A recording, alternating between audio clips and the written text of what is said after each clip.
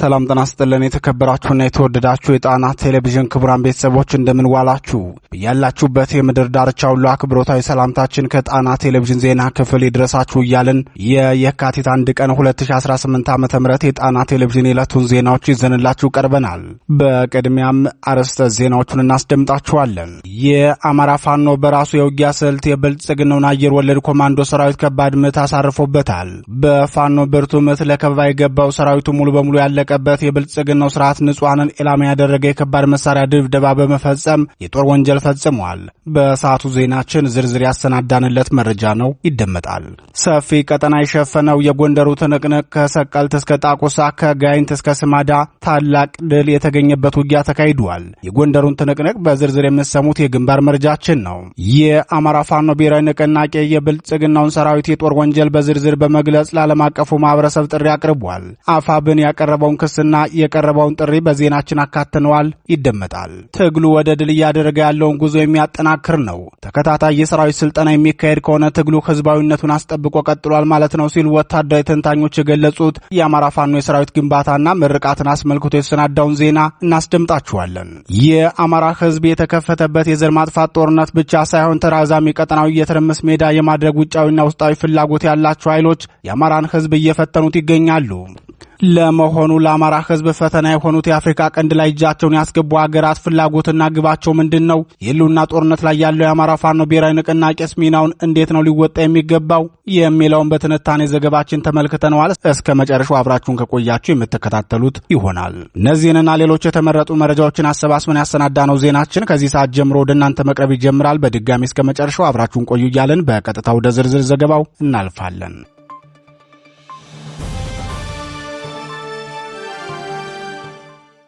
የብልጽግናው ኮማንዶ ሰራዊት በፋኖ ተመታ። የአማራ ፋኖ ብሔራዊ ንቅናቄ ሸዋ ጠቅላይ ግዛት እዝ የሚገኙ ሁለቱም እዞች ከብልጽግናው ሰራዊት ጋር ባደረጉት ተጋድሎ ለከባ የመጣውን የስርዓቱን አየር ወለድ ኮማንዶ ሰራዊት በስቦ መምታት የውጊያ ስልት በመምታት ከፍተኛ ኪሳራ አድርሰንበታል ሲል የሸዋ ጠቅላይ ግዛት እዝ ቃል አቀባይ ክፍል አስታወቀ። የሸዋ ጠቅላይ ግዛት እዝ ህዝብ ግንኙነት ኃላፊ አርበኛ አበበ ሙላቱ የተጋድሎውን ስፋትና የድሉን መጠን አስመልክቶ ለጣና ቴሌቪዥን እንደገለጸው የጠላት ጦር የፋኖን ምት መቋቋም አልቻለም ብሏል። ሸዋ ላይ ኔትወርክ አጥፍቶ ለከባ መጥቶ ህዝቡን በግፍ የገደለ የነበረውን የብልጽግና አየር ወለድ ኮማንዶ ሰራዊት በስቦ መምታት የውጊያ ስልት ዛሬም ተጠናክሮ በቀጠለበት በሸዋ ጠቅላይ ግዛት እዝ አናብስቶች ከባድ ምት ሲመታ ውሏል። በተቀናጀ ጥቃት ኪሳራ ያስተናገደው ጠላት መቋቋም ሲያቅተው ቀወት፣ ወክፈሊ፣ አርሶ አምባና ሌሎችንም ቦታዎችን ለቆ ወጥቷል ብሏል። በጥር 30 2018 ዓ.ም በሸዋ ጠቅላይ ግዛት ከሸዋሮቢት ከተማና ከሞላሌ ስፍር ቁጥር የሌለው የብልጽግናው ሰራዊት ሸዋ ጠቅላይ ግዛት እዝን ለማፈን በሶስት አቅጣጫ ማለትም ቆቦ፣ ተሬ፣ ክፈሌ ወደ ተባሉ ቀበሌዎች አዳሩን ከበባ ለማድረግ ቢሞክርም የሸዋ ጠቅላይ ግዛት እዝ መሐመድ ቢሆነኝ ኮር ከደጃዝማች ተሰማ እርገጤ ክፍለ ጦር ከወንዱ አስቻለው ደሴ ክፍለ ጦርና ከበረራ ክፍለ ጦር የተውጣጡ ሻለቆችና የዙ ቃኝ ንስር ሻለቃ ጋር በመጣመር መንግስት ወደሚባል ቦታ ስቦ በማስገባት በጠላት ላይ ከፍተኛ ኪሳራ ማድረሱን የአፋብን ሸዋ ጠቅላይ ግዛት እዝ ቃል አቀባይ አርበኛ አበበ ተናግሯል።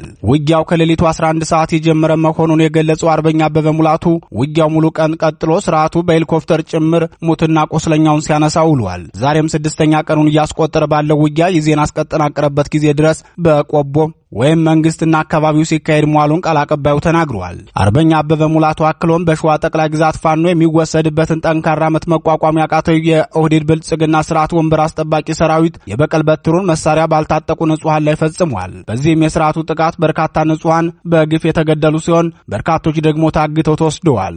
እንዲሁም የንጹሃን መኖሪያ ቤቶች በድሮን በተዋጊ ሄሊኮፕተሮችና በመድፍ ተደብድበው እየወደሙ እየተቃጠሉ ይገኛሉ ሲል ተናግሯል። ኦሮሞ ብሔረሰብ አስተዳደር ዞን ተብሎ ከተዋቀረው ወይም ከኬሚሴ የተነሱ የኦነግ ሸኔ ታጣቂዎች ከስርዓቱ መከላከያ ሰራዊት ጋር ተቀናጅተው በከባድ መሳሪያ ሽፋን በመታገዝ በንጹሃን ላይ ከባድ እልቂት ፈጽመዋል ሲል የተናገረው አርበኛ አበበ ሙላቱ በይፋትና ጥሙጋ አውራጃ በይፍራታና ግድም ማኛ ቀበሌ፣ ዘንቦ ቀበሌ ልዩ ቦታው ግንብ ተብሎ በሚጠራው አካባቢ 14 አርሶ አደሮች በአሰቃቂ ሁኔታ መገደላቸውን አስታውቋል። አርበኛ አበበ አክሎም ከፋኖ በሚወሰድበት እርምጃ ከባድ ኪሳራ የተከናነበው የብልጽግና ሰራዊት በሸዋ የኔትወርክና የመብራት አገልግሎቶችን በማቋረጥ ከኬሚሴ የኦነግ ሸኔ ታጣቂዎችን በማስገባት ከመከላከያ ሰራዊቱ ጋር አሰልፏል።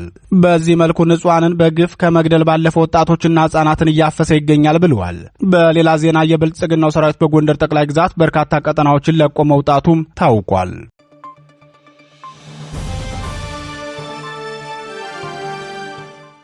ጎንደር ደንቢያ ቀጠና ውጊያው ቀጥሏል። የአፋብን ጎንደር ጠቅላይ ግዛት ህዝብ በጌምድር ክፍለ ጦር አይሸሽም ብርጌድ ደንቢያ ሰቀልት ልዩ ስሙ መቋሚያ ማርያም በተባለ ቦታ ከንጋት 12 ሰዓት ጀምሮ ከፍተኛ ትንቅንቅ በማድረግ ድል ተቀዳጀም። ጣቁሳ ወረዳ ጨውድባ ከተማ መሽጎ የነበረው የብልጽግናው ጦር በደረሰበት ከፍተኛ ምት ምሽጉ ተሰብሮ ከተማውን ለቆ መውጣቱን የበጌምድር ክፍለ ጦር ህዝብ ግንኙነት ክፍል አስታውቋል። የጠላት ሰራዊት ምሽጉን ለቆ ወጥቷል ሲል የገለጸው የጎንደር ጠቅላይ ግዛት ህዝብ በጌምድር ክፍለ ጦር ቃል አቀባይ ክፍል አክሎም የአማራ ፋኖ ብሔራዊ ንቅናቄ ጎንደር ጠቅላይ ግዛት ህዝብ በጌምድር ክፍለ ጦር አይሸሽም ብርጌድ አናብስቶች ሌሊት በሰሩት ኦፕሬሽን የጠላት ጦር ክፉኛ ተመቶ ሲፈረጥጥ አድሯል። የአይሸሽም ብርጌድ ከጣቁሳው ልዩ ተጋድሎ በተጨማሪ በደንቢያ ሰቀልት መቋሚያ ማርያም በተባለ ቦታ ታላቅ ተጋድሎ በማድረግ የጠላትን ሰራዊት ክፉኛ መምታት ችለዋል ሲል ተናግሯል። ከንጋት 12 ሰዓት የጀመረው የመቋሚያ ማርያሙ ትንቅንቅ ከእኩለ ቀን በኋላም ቀጥሎ የዋለ ሲሆን ወደ ቀጠናው የገባው የብልጽግናው ሰራዊት የፋኖ ምት መቋቋም ስላልቻለ ተጨማሪ ኃይል ከሰንበት ደብርና ከጎንደር ካምፖች እንዲላክለት በጠየቀው መሰረት በርካታ ሰራዊት ገብቶለታል ሲሉ የአካባቢው ነዋሪዎች ተናግረዋል። በዚሁ ጎንደር ጠቅላይ ግዛት ህዝብ የተጋድሎ መረጃ ስናመራ ደግሞ በሁለቱ ሰማዕታት ጄኔራሎች ስም የተሰየሙት ሁለቱ ኮሮች በጥምረት ያካሄዱትን ተጋድሎ እናገኛለን። የአማራ ፋኖ ብሔራዊ ንቅናቄ 206ኛ ከፍ ያለው ደሴ ኮርና ሜጀር ጄኔራል ዋንታባት አንደኛ ኮር በጥምረት ባደረጉት ተጋድሎ ስማዳ ወረዳ ላይ ታላቅ ድል ተቀዳጅተዋል። የአፋብን ደጃዝማች በላይ ዘለቀ ዋንታባተ ኮርና ጎንደር ጠቅላይ ግዛት ህዝብ ከፍ ያለው ደሴ ኮር የዕለቱን ተጋድሎ አስመልክቶ መረጃውን ያደረሰን ቃል አቀባይ ክፍሉ ዛሬ የካቲት 1 ቀን 2018 ዓ.ም ስማዳ ወረዳ ወገዳ ከተማ መሽጎ የነበረውን የጠላት ኃይል በሁለቱ ክፍለ ጦሮች የጋራ ቅንጅት ከፍተኛ ምት አስተናግዶ ሙትና ቆስለኛ ሲሆን በርካታ ቁጥር ያለው ሰራዊቱም በፋኖ እጅ ገብቷል ብለዋል። በአርበኛ ኮሚሽነር አበበ መልክ የሚመራው ጄኔራል ኃይሌ ዘውቫንተ ክፍለ ጦርና በአርበኛ አዛዥ የሚመራው ጉና ክፍለ ጦር ከጧት 1 ሰዓት በጀመረው ውጊያ ይህ ዜና እስከተጠናቀረበት ሰዓት ድረስ ከፍተኛ ትንቅንቅ በማድረግ ላይ እንደሚገኙ የደረሰን መረጃ ያመለክታል። ይህ በእንዲህ እንዳለ የአማራ ፋኖ ብሔራዊ ንቅናቄ ጎንደር ጠቅላይ ግዛት እዝ የ206ኛ ከፍ ያለው ደሴ ኮር ከአንበሳው ጋይንት ክፍለ ጦር ለጋይንት ወረዳ ነፋስ መውጫ ከተማ ነዋሪዎች ባስተላለፈው መልእክት በከተማችን ውስጥ የምትኖሩ ወገኖቻችን ክፍለ ጦራችን በሚያወጣው ኮማንድ ፖስት እየተመራችሁ ሰላማዊ ኑሯችሁን እንድትቀጥሉና ተረጋግታችሁ እንድትቀመጡ ስንል በአክብሮት እንገልጻለን ብለዋል። ክፍለ ጦሩ ይህንን መልእክት ያስተላለፈው የብልጽግና ሰራዊት ቀጠናዎቹን ለቆ መውጣቱን ተከትሎ ሲሆን ባለፉት ዓመታት የትግል ጉዟችን በህዝባችን ላይ የተደቀነውን የህልውና አደጋ ለመመከት ከፍተኛ የሆነ ተጋድሎ ተደርጓል። በዚህም የአማራ ፋኖን ምት መቋቋም ያቃተው ጨፍጫፊው ኃይል እስካሁን ይዟቸው የቆያቸውን የወረዳ ከተሞች እየለቀቀ እየወጣ መሆኑ ታውቋል። በመሆኑም ክፍለ ጦራችን የሚንቀሳቀስበት ቀጠና ለነፋስ መውጫ ከተማ ነዋሪዎች በሙሉ ያለፉትን 2 ዓመታት ተኩል በስርዓቱ ቅጥረኞች የደረሰባችሁን ግፍና መከራ ጠንቅቀን እናውቃለን። የከፈላችሁትን ግፍና መከራ ለእናንተና ለህዝባችን ነጻነት በሚደረግ ተጋድሎ መካከል ሲሆን የእናንተ የውስጥ አርበኝነትና የአማራ ፋኖን ምት መቋቋም ያቃተው ጨፍጫፊው ስርዓት ከተማችንን ለቆ እንዲወጣ አድርጎታል ሲል ይገልጻል። እስካሁኑ ሰዓት ድረስ ለጨፍጫፊው ስርዓት በማንኛውም ሁኔታ አገልግሎት ስትሰጡ ለነበራችሁ ሚሊሻ፣ አድማ ብትና የወረዳ ካቢኔዎች በሙሉ ምንም እንኳን ላለፉት ዓመታት አማራ ጠልና ሀገር ጠል ለሆነው ስርዓት ወገናችሁን ስትወጉና ስታስወጉ የቆያችሁ መሆናችሁን ባንዘነጋም እኛ ግን ነጭ ጠላትን ማርከው የሚንከባከቡት የአባቶቻችን ልጆች ስለሆን ክፍለ ጦራችን በሚንቀሳቀስበት አካባቢ ላለው የጸጥታ ኃይል በሰላም እጅ እንድትሰጡ ስንል በአክብሮት እየጠየቅን በእናንተ ላይ የአካላዊም ሆነ የቆስ ጉዳት የማይደርስባችሁ መሆኑን እናሳውቃለን ብለዋል።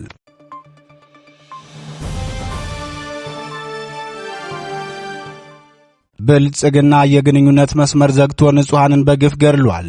አፋብን የአማራ ፋኖ ብሔራዊ ንቅናቄ ዛሬ ባወጣው መግለጫው የብልጽግናው ስርዓት በንጹሃን ላይ የተራዘመና ንጹሃንን ኢላማ ያደረገ የዘር ማጥፋት ጦርነት እያካሄደ መሆኑን ገለጸም። ትላልቅ ከተሞችን የሚያገናኙ አውራ መንገዶችን በመዝጋት በህዝቡ ላይ ማህበራዊና ኢኮኖሚያዊ መስቀልቅል ሲያደርስ የቆየ ብልጽግና ስርዓት በከባድ መሳሪያዎች ንጹሃንን በግፍ በመግደል ላይ ይገኛል ሲል ክስ አቅርቧል። የአማራ ፋኖ ብሔራዊ ንቅናቄ በመግለጫው አክሎም ከጥር 26 ቀን 2018 ዓ.ም ጀምሮ ባሉት ተከታታይ ቀናት በጄኔራል አድማሱ አለሙና በጄኔራል ዘውዱ ሰጣርጌ የሚመራው 11ኛ እዝና ቀጠናው ላይ የተሰማራው ሪፐብሊካን ጋርድ በደቡብ ወሎ ዞን ወግዲ ወረዳ የተለያዩ ቀበሌዎች ድሮን በኤምና መድፍን በመጠቀም ከ100 በላይ ንጹሃንን በግፍ ሲገድል ከ40 በላይ መኖሪያ ቤቶችን ደግሞ ሙሉ በሙሉ አውድሟል። በርካታ ቁጥር ያላቸው የቤት እንስሳትን ገድሏል። በዚህ ጥቃትም የአንድ ቤተሰብ አባላት የሆኑ 6 ንጹሃን በቤታቸው ባሉበት በግፍ ተገድለዋል ብለዋል። ይህ የብልጽግናው ስርዓት ሰሞናዊው ንጹሃንን ኢላማ ያደረገ የጦር ወንጀል በደቡብ ወሎ ዞን ብቻ ሳይወሰን በሸዋ ጠቅላይ ግዛትም አድማሱን አስፍቶ ንጹሃንን በከፍተኛ ሁኔታ እያሰቃየና እየገደለ መሆኑን አፋብን በመግለጫው አስታውቋል። የአማራ ፋኖ ብሔራዊ ንቅናቄ መግለጫውን ሲቀጥልም በሸዋ ጠቅላይ ግዛት የፍራታና ግድም ወረዳ የስርዓቱ ሰራዊት ከኦሮሞ ብሔረሰብ አስተዳደር ዞን ታጣቂዎች ጋር በመቀናጀት በፈጸመው የጦር ወንጀል በበርካታ ንጹሃን ላይ የከባድ መሳሪያ ድብደባ በማድረግ ከ20 በላይ ንጹሃንን ገድሏል። በርካታ ቤቶችን አውድሟል። እንዲሁም የቤት እንስሳትን ዘርፏል። እንዲሁም በጎጃም ጠቅላይ ግዛት ምስራቅ ጎጃም ዞን ሸበል በረንታ ወረዳም ምንም አይነት ውጊያ በሌለበት የአርሶ አደር መንደሮችን በመድፍ ደብድቧል ሲል ገልጿል። በመሆኑም ይህ አረመኔ አገዛዝ እንደ ህዝብ ያወጀብንን የዘር ማጥፋት ጦርነት መመከት ብሎም መቀልበስ አማራጭ የሌለው የትውልዱ ግዴታ በመሆኑ ከመቼውም ጊዜ በላይ መላው ህዝባችን ለህልውናው በጋራ እንዲታገል ጥሪ እናቀርባለን ሲል የገለጸው የአማራ ፋኖ ብሔራዊ ንቅናቄ የስልክና የኢንተርኔት ግንኙነቶችን በሸዋ ቀጠና በምስራቅ ጎጃምና በደቡብ ወሎ አዋሳኝ ቦታዎች ሙሉ በሙሉ በመዝጋት አረመኔው ስርዓት በንጹሃን ላይ ያነጣጠሩ ተመሳሳይ ወንጀሎችን በመፈጸም ላይ ስለሆነ መሰል ጥቃቶችን ለመከላከል ህዝቡ አስፈላጊውን ጥንቃቄ እንዲያደርግ እናሳስባለን። ስርዓቱ የዓለም አቀፍ የጦርነት ህግ መሰረታዊያን የሆነውን ንጹሃንን ከጥቃት የመጠበቅ ግዴታን በመተላለፍ የዘር ማጥፋት ወንጀል እየፈጸመ በመሆኑ የአፍሪካ ህብረት፣ የሰብአዊ መብት ተሟጋቾች ተቋማት፣ የተባበሩት መንግስታት እንዲሁም በአማራ ህዝብ ላይ እየተፈጸመ ያለው ዘር ማጥፋት የሚገዳችሁና ጉዳዩ የሚመለከታችሁ አካላት ሁሉ ይህንን የጦር ወንጀል በመቃወም የሰብአዊነት ግዴታችሁን እንድትወጡ ጥሪያችንን እናቀርባለን ሲል ጥሪ አስተላልፏል።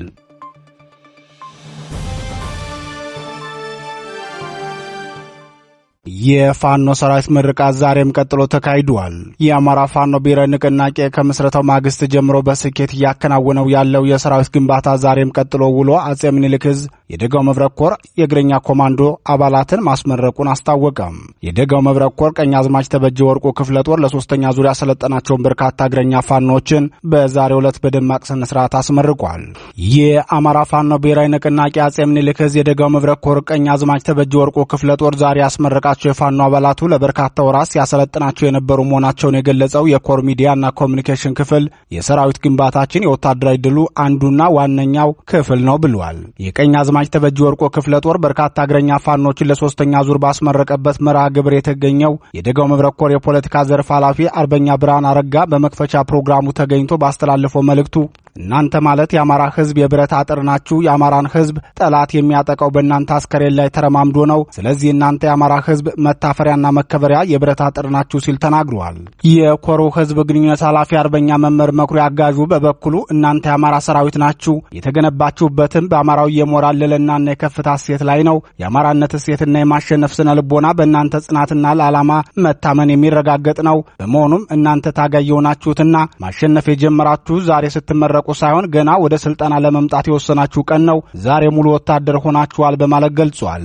የክፍለ ጦር ዋና አዛዥ አርበኛ በለጠ መኩሪያው በበኩሉ የአማራን ህዝብ ነጻ የማውጣት ኃላፊነት በእናንተ እጅ ላይ ነው የወደቀው። የእናንተ እጅ ከዛለና ልባችሁ ከራደ ወይም መንፈሳችሁ ከተሰለበ የአማራ ህዝብ መከራና ስቃዩ ቀጠለ ማለት ነው። በመሆኑም ከዛሬ ጀምሮ የአማራ ወታደር ሁናችሁ ግዳጅ ስትቀበሉ የተጀመረውን ትግል በድል ለማጠናቀቅ የአማራዊ አደራ ነው የተሰጣችሁ ብለዋል። የአማራ ፋኖ የትጥቅ ትግል በሰራዊት ግንባታ መቀጠሉን አስመልክቶ አስተያየታቸውን የሰጡ ወታደራዊ ተንታኝ ትግሉ ወደ ድል እያደረገ ያለውን ጉዞ የሚያጠናክር ነው። ተከታታይ የሰራዊት ስልጠና የሚካሄድ ከሆነ ትግሉ ህዝባዊነቱን አስጠብቆ ቀጥሏል ማለት ነው ሲሉ ተናግረዋል።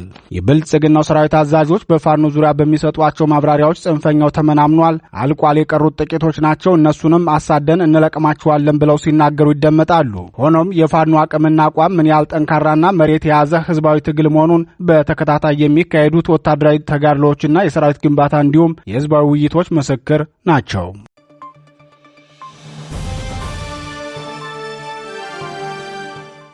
የአፍሪካ ቀንድ አዋኪዎችና የአማራ ህዝብ የአፍሪካ ቀንድ መልክዓ ፖለቲካ ውስብስብ ከመሆኑም ባለፈ በተለየ መልኩ የሰላምና መረጋጋት ሁኔታው ተለዋዋጭ፣ ተቀያሪ፣ በቀላሉ ተሰባሪና አዋኪዎች የሚፈነጩበት ነው። ቀጠናው በሩን ለማንም ክፍት በማድረጉ የተነሳ የሄደ የመጣው ሁሉ እንዲጎበኘው የፈቀደ እስኪመስል ድረስ ማንም ጉልበት አለኝ የሚል ማለትም ጠመንጃም የጠመንጃ መግዣው ብር አለኝ የሚለው ሁሉ አቅሙን የሚያሳይበት ቀጠና ነው። ቻይና፣ ጃፓን፣ አሜሪካ፣ ፈረንሳይ፣ ጣሊያንና ሳውዲ አረቢያን ጨምሮ 9 ሀገራት የጦር ቤዝ የገነቡባት ጅቡቲ ከአንድ የባላ የተዘራባት እርሻ ብዙም የምትሰፋ አይደለችም። ከፊል የአፍሪካ ቀንድ የሆነችው ሱዳንም አልቡራንና ዳጋሎ በፈጠሩት ውዝግብ የተነሳው ጦርነት 3 ዓመት ሊደፍን ነው። በእነዚህ ጊዜያት 18 ሀገራት የራሳቸውን ፍላጎት ታሳቢ አድርገው በጦርነቱ ተሳታፊ ሆነዋል። በዚህ ውስጥ የብልጽግናው ሊቀመንበር ብቻ የራሳቸውን ወይም የሚመሩትን ሀገር ፍላጎት ሳይሆን የሰው ሀገርን ፍላጎት ማለትም የተባበሩት አረብ ኤሚሬቶችን ፍላጎትና ጥቅም ለማስከበር በጦርነቱ ተሳታፊ ሆነዋል። ወደብ አከራይቶ የሚያድረው የኤርትራው መንግስትም ሆነ ጭር ሲል አልወድም የሆነው የብልጽግናው ስርዓት ከሶማሊላንድና ሶማሊያ ቀውስ ጋር ሲደመርበት ቀጠናው በደንባራ በቅሎ ቃጭል ተጨምሮ ነው። ከዚህ የከፋው ጉዳይ ደግሞ በዚህ ቀጠና ውስጥ እጃቸውን አስገብተው የሚፈተፍቱት ሀገራት በገቡበት ሀገር የተለያየ አስተላለፍ ያላቸው መሆኑ ነው። ሶማሊያና ሶማሊላንድ ላይ የተለያየ አስተላለፍ ያላቸው ሀገራት ሱዳን ሲገቡ ደግሞ አንዳቸው ወደ ዳጋሎ ሲያጋድሉ፣ ሌላኛቸው ደግሞ አልቡራንን ይደግፋሉ። በኢትዮጵያ ጉዳይ ስናመራም ሁሉም የተለያየ ፍላጎት የሚያራምዱ ሆነው ታይተዋል። በዚህ አሳሳቢና መሽቶ በነጋ ቁጥር ምን ሊፈጠር እንደሚችል መተንበይ አስቸጋሪ በሆነበት የአፍሪካ ቀንድ ውስጥ የዘር ማጥፋት ጦርነት የተከፈተበት የአማራ ሕዝብ ይገኛል። ብልጽግና ትዳር ፈላጊ ጎረምሳ ቢሆንና ለሚስቱ ቤተሰቦች ሽማግሌ ሲልክ ምን አለው ተብሎ ቢጠየቅ ምን የመሳሰሉ መድፍና ድሮኖች አሉት። ለአዘርባይጃንና ለተባበሩት አረብ ኤሚሬቶች መንግስታት ምስጋና ይግባቸውና ዘመናዊ የጦር መሳሪያ የታጠቀ እኔ ነኝ ያለ የጠመንጃ መካዘን አለ የሚባልለት ይመስላል። ይህ ጦረኛ ስርዓት ከ2015 ዓ.ም ጀምሮ ዘረፈጂ ጦርነት የከፈተበት የአማራ ህዝብ በአፍሪካ ቀንድ አዋኪዎች መካከል የሚገኝና ቀጠናውም ከውስብስብነቱ ባለፈ እጅግ አደናጋሪ ቀጠና ነው። በዚህ ውስብስብ ቀጠና የሚገኘውና የዘር ማጥፋት ጦርነት የተከፈተበት የአማራ ህዝብ ቀጠናዊ ሁኔታውን በተመለከተ በተከታታይ የትንታኔና የጥንቃቄ ዘገባዎችን ይዘን እንቀርባለን። ዛሬ የመጀመሪያውን ክፍል እነሆ። የመካከለኛው ምስራቅ ምድር ሆድቃው ነዳጅ እንጂ ውሃና የምግብ እህል አይቋጥርም። በዚህ የተነሳ ውሃ ለማግኘት የምድሩን ውስጥ አካል አዝልቀው መቆፈር ሲጠበቅባቸው የምግብ እህል ፍለጋ ደግሞ የነዳጅ ገበያቸውን በጆንያ ጭነው የላቲን አሜሪካ፣ ደቡብ ኤሲያና አፍሪካ ሀገራትን ይጎበኛሉ። የዓለማችን ረጅም ወንዝ አባይ የሚገኝበት የኢትዮጵያ ምድር ደግሞ ውሃ ብቻ ሳይሆን የምግብ ሰብልን በቀላሉ የሚገኝበት ምድር መሆኑን ያውቁታል። ለኢኮኖሚያዊ ፍላጎታቸው የአፍሪካ ቀንድ ለም መሬቶችን የሚያማትሩት እነዚህ የነዳጅ ዘይት ከበርቴዎች ለፖለቲካ የበላይነታቸው ለንግድና ለወታደራዊ ተገዳዳሪነታቸው ደግሞ የቀይ ባህርን ኮሪደር አብዝተው ይፈልጉታል። የየመኑን ሀውቲ አማጽያንና የሶማሊያውን አልሸባብን ጨምሮ በርካታ የአክራሪ እስልምና የሽብር ቡድኖች የአፍሪካ ቀንድን በነጻ የሚገኝ የወል ንብረት አድርገው ያዘዋውሩታል። በተለይም ደግሞ የእስራኤል በመካከለኛው ምስራቅ መገኘትና በዙሪያዋ ያሉት አገሮች ለእስራኤል መልካም የማይመኙ መሆናቸው እስራኤልን ለማጥቃት ከአፍሪካ ቀንድ መንደርደር ይፈልጋሉ። ሽብርተኝነት የዓለም ስጋት ቢሆንም መንግስታዊ ጉልቤነት ደግሞ የበለጠ አሳሳቢና አስጊ ያደርገዋል። የአረብ ሊግ አባል አገራትም ሆኑ ታዛቢዎቹና አረብ ያልሆኑት እንደ ቱርክ፣ ኢራንና ሌሎች ጸረ እስራኤል የሆኑ አገሮች ሶማሊያን፣ የመንና ሱዳንን ለመንደርደሪያነት ይመርጧቸዋል። በ2020 እስራኤልን ጨምሮ የተወሰኑ የአረብ አገራትና ሱዳን የተካተቱበት የአብርሃም አኮርድ ስምምነት ዋና ዓላማውም እስራኤልን ከአጉራ ዘለል ሽብርተኝነት መታደግን ያለመ መሆኑ ይታወቃል። እስራኤል ከደህንነት ስጋት በተጨማሪም ኢትዮጵያ ላይ ሌላ ፍላጎት አላት፣ የቤተ እስራኤሎች ጉዳይ። ይህን ፍላጎቷን ለማስፈጸም አምባሳደር ካሳ ከበደን ጨምሮ ጥቂት የደርግ ባለስልጣናትን ተጠቅማ በዘመቻ ሙሴና ዘመቻ ሰለሞን በርካታ ቤተ እስራኤሎች ወደ እስራኤል ማጓጓዟ አይዘነጋም። ከ2 ዓመታት በላይ ጄኔራል አብዱል ፈታህ አልቡራን ካርቱምን ለቀው ቤተ መንግስታቸው ባደረጉት ፖርት ሱዳን በቅርብ ርቀት ሲሸል አሮስ ካምፕ ተብሎ ስሙ የተቀየረው አሮስ ሆሊዳይ ቪሌጅ የሚባል አንድ መዝናኛ ሆቴል አለ። በዚያ ሆቴል የተሰራውንና ኦፕሬሽን ብራዘርስ የተሰኘውን የሞሳድን ብቃት የሚያሳየውን ተግባር ዘሬድሲ ዳይቪንግ ሪዞርት በሚል ርዕስ የተሰራውን አስደናቂ ሆሊውድ ፊልም ማየት የአፍሪካ ቀንድን ውስብስብነትና የባለ ፍላጎቶቹን አገራት ብዛት ብቻ ሳይሆን የአማራ ህዝብ የሚገኝበትን ቀጠና በግልጽ የሚያሳይ ነው። በተለያየ ጊዜ የሚኒሊክን ቤተ መንግስት የተቆናጠጡት ብሔርተኛ ፓርቲዎች መነሻቸው አማራን ማህበራዊ እረፍት መንሳትና ማሳነስ ሲሆን መዳረሻ ግባቸው ደግሞ ከፍ ሲል እነሱ የወጡበትን ብሔረሰብ አገር ማድረግ፣ ዝቅ ሲል ደግሞ የአገረ መንግስቱ አውራ ሆኖ ሌሎችን እንዲገዛ ማድረግ ነው። ለዚህ እቅዳቸውና ህልማቸው መሳካት ደግሞ የአማራን ህዝብ ከርስት ነጠቃና ግዛት ቅነሳ ጀምሮ መዋቅራዊ ጥቃት በመክፈት ከማህበራዊ ኢኮኖሚያዊ እንዲገለል ማድረግ፣ የደህንነት ዋስትና እንዳይሰማው ድንጉጥ ማድረግና በፖለቲካው መስክም ቢሆን የስልጣን ቅንጥብጣቢውን እንጂ ሻኛና ፍሪምባውን እንዳይደርስበት አድርገው መገፍተር ነው። የብልጽግናው ሊቀመንበር ወደ ስልጣን መውጣት ተከትሎ ሱዳን በጎንደር ቀጠና ሰፊ የአማራን መሬት በወረራ ሲይዝ ህወሓትም ከራያ እስከ ወልቃይትና ጠለምት ድረስ ተኩስና ትንኮሳ አቋርጦ ያውቅም። አማራው በዚህ ውጥረት ውስጥ እንዲገባ ደግሞ ግብጽን ጨምሮ የመካከለኛው ምስራቅ አገራት የሚጫወቱት ሚና ከፍ ያለ ነው። ከጥንት እስከ ዛሬ የቀጠለው የመካከለኛው ምስራቅ ኃይሎች ጣልቃ ገብነትና በጥባጭነት አማራው አሁን በሚገኝበት ሁኔታ ከቀጠለ ነገና ከነገ ወዲያም ቢሆን የእነዚህ ኃይሎች ያልተሰበሰቡ እጆች የአማራው የቤት ሥራ ሆነው ይቀጥላሉ። ለመሆኑ አማራውን የቤት ሥራ እንዲበዛበት የሚጥሩ ሶስቱ ዋና ዋና የመካከለኛው ምስራቅ አገራት አቅም ከአማራ ሕዝብ አቅም ጋር ሲነጻጸር ምን ይመስላል የሚለውን መቃኘት ይኖርብናል። ሳውዲ አረቢያ፣ የተባበሩት አረብ ኤሚሬቶችና እስራኤል በድምሩ 42 ሚሊዮን የራሳቸው ዜጋ የሆነ ጠቅላላ የህዝብ ብዛት አላቸው። ይህም ማለት ሳውዲ አረቢያ ብቻዋን 38 ሚሊዮን ህዝብ ቢኖራትም የራሷ ተወላጅ የሆነ ዜጋዋ ብዛቱ ግን 20 ሚሊዮን ብቻ ነው። የተባበሩት አረብ ኤሚሬቶች 11 ሚሊዮን ህዝብ ሲኖራት 1.3 ሚሊዮኑ ብቻ የአምስቱ የግዛቲቱ ተወላጆች ናቸው። ቀሪው ከ9 ሚሊዮን በላይ የሚሆነው የአገሪቱ ነዋሪ የሌላ አገር ዜጋ ነው። እስራኤል በበኩሏ 10 ሚሊዮን ህዝብ አላት። እነዚህ አገራት ተደምረው ያላቸው የህዝብ ብዛት የአማራ ህዝብ ካለው ቁጥር ጋር ሲወዳደር አነስተኛ ሆኖ እናገኘዋለን። የአማራ ህዝብ ትክክለኛ ቁጥሩ በፖለቲካ ምክንያት ባይገለጽም አንዳንድ ጥናቶች ከ50 ሚሊዮን ትንሽ አለፍ ይላል ሲሉ፣ የአማራ ፖለቲከኞች ደግሞ ወደ 60 ሚሊዮን ከፍ ያደርጉታል። በዚያም ተባለ በዚህ በአገር ውስጥ ስርዓትና በውጭ ኃይሎች ሴራ ከ50 ሚሊዮን በላይ የመጥፋት አደጋ የተጋረጠበት ህዝብ አለ። ይህ ህዝብ ሁለት አገራትን በቀጥታ ሲያዋስን እንደ ጅቡቲ አይነቶችን ደግሞ በፉጭት ድምጽ ልኬት የሚጎራበት ነው። ቀደም ሲል እንደገለጽነው የአፍሪካ ቀንድ ካለበት ውስብስብነትና ተጋላጭነት የተነሳ ቀጠናው አደጋ ላይ ሲወድቅ ከአማራ ህዝብ የበለጠ ተጎጂ ህዝብ የለም። በመካከለኛው ምስራቅ ስር የሰደደው የሃይማኖት አክራሪነት ወደ ኢትዮጵያም እየተዛመተ ሲሆን ይህ አደገኛ ኃይል ደግሞ የአማራውን ህዝብ በጥርጣሬ የሚመለከት ኃይል ነው። በአባይ ውሃ ጉዳይ የዘመናት ብቸኛ ተቆርቋሪ ነኝ የምትለው ግብጽም ሆነች በግብጽና በሱዳን ትከሻ ላይ ተፈናጣ የውሃውን ጠብታ እንዲቀነስባት የማትፈልገው እንግሊዝ ለሱዳኑ የጥጥ ምርት የአባይ ውሃ 1 ሊትር እንዳይቀንስ ለዚህ ደግሞ የአማራውን ምድር በትኩረት መከታተል ይገባል የሚል ዘመናትን የተሻገረ መርህ አላት። ሁለቱ አገራት ለዚህ መርሃቸው ሲሉም በተለያየ መንገድ የአማራውን ህዝብ ስራ የሚያበዙበትን ግጭቶች፣ ጦርነቶችና የፖለቲካ ጫናዎችን ሲፈጥሩበትና ወኪላቸውን ሲያነግሱበት ቆይተዋል። የደህንነትም ሆነ የውሃና የጥጥ ወይም የፍየልና የቅባት ፍላጎት ያላቸው አገራት ሁሉ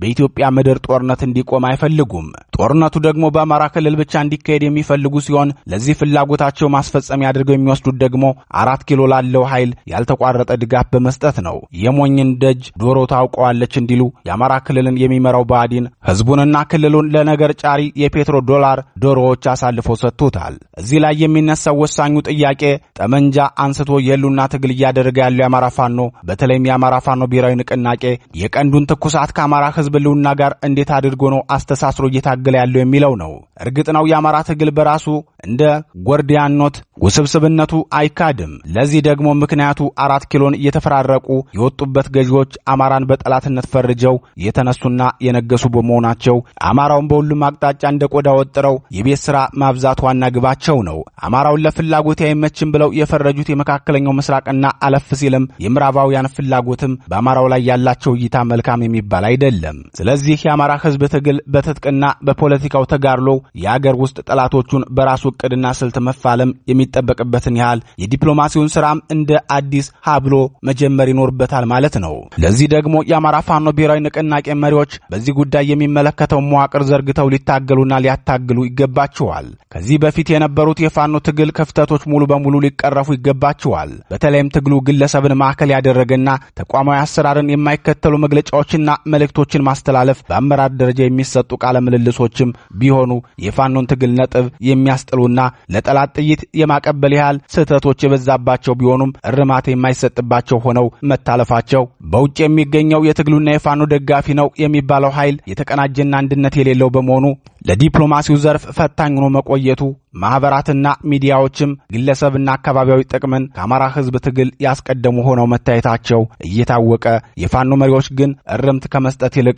ጭራሽ ግፋ በለው በርታ እያሉ ነውረኞችን ማበረታታቸው ትግሉ ፖለቲካውን ጥሎ በወታደሩ ዘርፍ ብቻ ትኩረት ያደረገ እንዲሆን በታጋዩ ዘንድ የሰጠው የስርጸት ትምህርትና ሌሎችም ድክመቶች ከወዲሁ ታርመውና ተቀርፈው አፋብን ትግሉን መርምሮ ሊያታገልና ሊታገል የሚገባው ይሆናል ማለት ነው። የብልጽግናውን ሊቀመንበር ጨምሮ በርካታ የአፍሪካ ሀገራትን ወለፈንዲ መሪዎች ከጉልበታቸው ስር ያስደፉት የተባበሩት አረብ ኤሚሬቶቹ ሼህ መሐመድ ቢን ዛይድ 1.3 ሚሊዮን ህዝብና 83000 ስኩዌር ኪሎ ሜትር ብቻ የቆዳ ስፋት ያለውን ምድርና ህዝብ ነው የሚመሩት። የአማራ ፋኖ ብሔራዊ ንቅናቄ መሪዎች ግን ከ50 ሚሊዮን በላይ ህዝብ ከጀርባቸው ሆኖ የሚደግፋቸው የሚያበረታታቸውና ከጎናቸው የቆመ ነው። ከ280,000 ስኩዌር ኪሎ ሜትር በላይ የቆዳ ስፋት ያለው መሬትም በአፋብን መሪዎች እጅ ላይ ነው። አማራ የሚገኝበት የአፍሪካ ቀንድ ካለው ውስብስብነትና እጀ ብዙነት በተጨማሪም በርካታ ጸጋና መርገሞች የተቀላቀሉበት ቀጠና መሆኑን ተመልክተናል። መፍትሄውም የአማራን ጸጋዎች ለይቶ ማውጣትና የውስጥ አቅምን አሳድጎ ዲፕሎማሲያዊ ትግሉን አጠናክሮ የተቀናጀ ትግል በማድረግ አማራን ከተደቀነበት አስከፊ አደጋ መታደግ የአማራ ፋኖ ብሔራዊ ንቅናቄ የዛሬ የቤት ስራ ነው።